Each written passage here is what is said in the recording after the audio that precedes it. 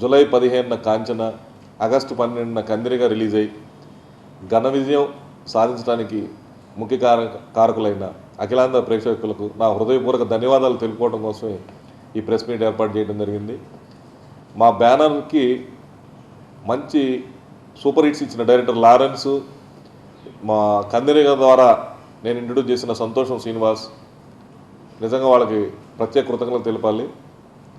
అలాగే hero Ram, Lawrence, super hits ఇచ్చిన ఈ హీరోలకు కూడా థ్యాంక్స్ చెప్తున్నాను.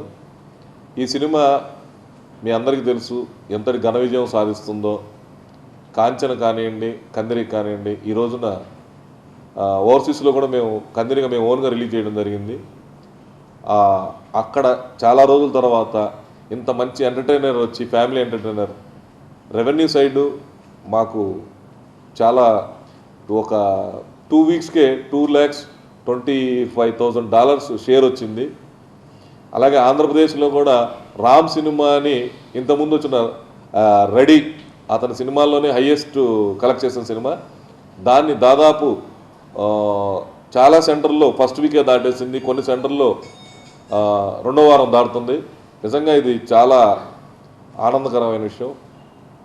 రెవెన్యూ సైడు చెప్పాలంటే చాలా పెద్ద హిట్ అని ఈ రోజున ఎగ్జిబిటర్స్ కానీ డిస్ట్రిబ్యూటర్స్ కానీ చెప్తున్నారు.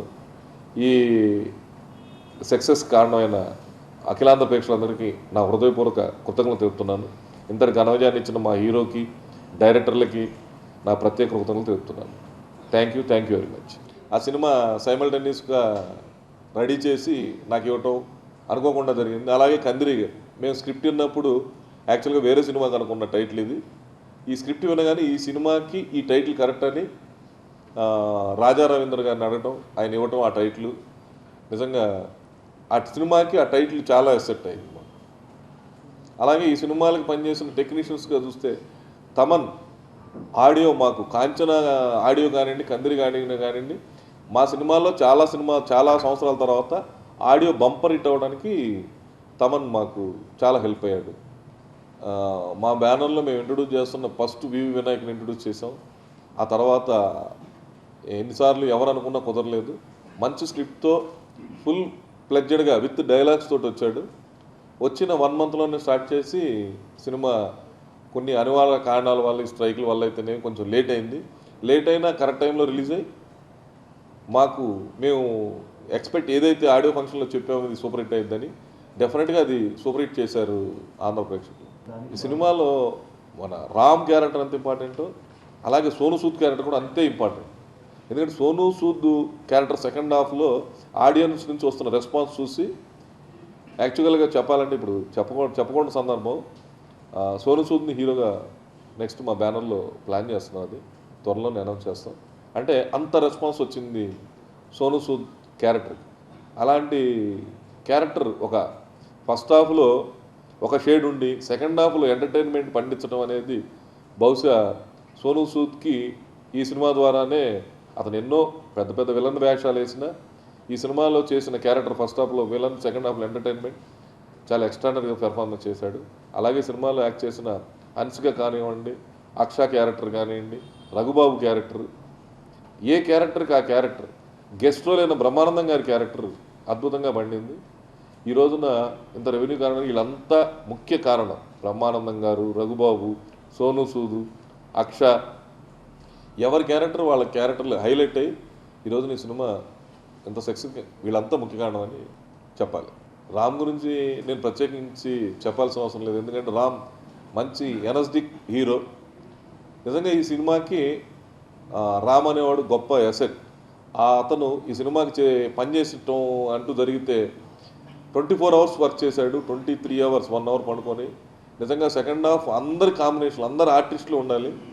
ఆ టైంలో సోను సూద్ కానివ్వండి, రామ్ కానివ్వండి చాలా కష్టపడ్డారు. ఆ రోజు వాళ్ళు పడ్డ కష్టమే ఈరోజు ఈ సినిమాకి వచ్చిన రిజల్ట్. నిజంగా వాళ్ళకి హ్యాట్స్ ఆఫ్ చెప్పాలి. కాంపిటీషన్ లేదండి. ఈ రోజున మంచి సినిమాలు ఇంతకుముందు చూసేవాళ్ళం. ఒకటేసారి రిలీజ్ అయిన 4 సినిమాలు సూపర్ హిట్ అయినాయి ఉన్నాయి. ఒకే రోజు రిలీజ్ అయ్యి 2 సినిమాలు సూపర్ హిట్ అయినాయి. ఒకే రోజు రిలీజ్ అయ్యి 3 సినిమాలు సూపర్ హిట్ అయినాయి. మంచి సినిమా ఉంటే ఆడియన్స్ ఆదరిస్తారనడానికి ఇదే కారణం. కాంచన సూపర్ హిట్ అయిన 4 వారాలకే రిలీజ్ అయ్యి కందిరీగా సూపర్ హిట్ అయింది. మళ్ళీ ఇంకో మంచి సినిమా వస్తే డెఫినెట్గా అది సూపర్ హిట్ అయ్యి మన సినిమా ఫీల్డ్ ఎగ్జిబిటర్స్ కానివ్వండి, డిస్ట్రిబ్యూటర్స్ కానివ్వండి, ఆర్టిస్టులు కానివ్వండి, టెక్నీషియన్స్ అందరూ హాయిగా ఉండాలంటే ఇలాంటి సక్సెస్లు నా ద్వారా రానివ్వండి, ఇంకో ద్వారా రానివ్వండి, ఆ సక్సెస్ రావడమే ముఖ్య కారణం. కాంచన చాలామంది డబ్బింగ్ అనుకుంటారు కానివ్వండి, అది డబ్బింగ్ సినిమా కాదండి, స్ట్రైట్ సినిమా. డబల్ నెగిటివ్ ఉంది, అది తెలుగు నెగిటివ్ ఉంది, తమిళ నెగిటివ్ ఉంది. సినిమా మొత్తం RFCలోనే తీశారండి. ఆ తెలుగు చాలామంది డబ్బింగ్ అని అనుకుంటున్నారు, కానీ అది స్ట్రైట్ సినిమా అండి.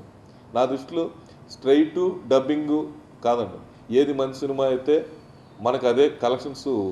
మంచి సినిమాని చూస్తానికి ఇష్టపడుతున్నారు జనాలు, డబ్బింగా, రీమేకా, లేకపోతే స్ట్రైట్ సినిమా కాదండి.